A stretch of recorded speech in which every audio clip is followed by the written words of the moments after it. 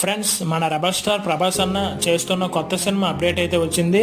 ఈ సినిమాలోని మన ప్రభాస్ అన్న ఒక పవర్ఫుల్ సైనికుడి పాత్రలో అయితే నటించనున్నారట.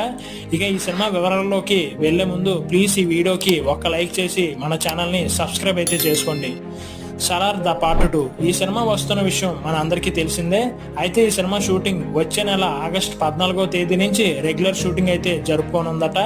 అదే విధంగా రాజా సాబ్ షూటింగ్ అయితే దాదాపు కంప్లీట్ అవనుంది. సందీప్ రెడ్డి వంగ గారి దర్శకత్వంలో మన ప్రభాస్ అన్న చేస్తున్న స్పిరిట్ మూవీ కూడా వచ్చే సంవత్సరం నుంచి షూటింగ్ అయితే స్టార్ట్ కాబోతుందట.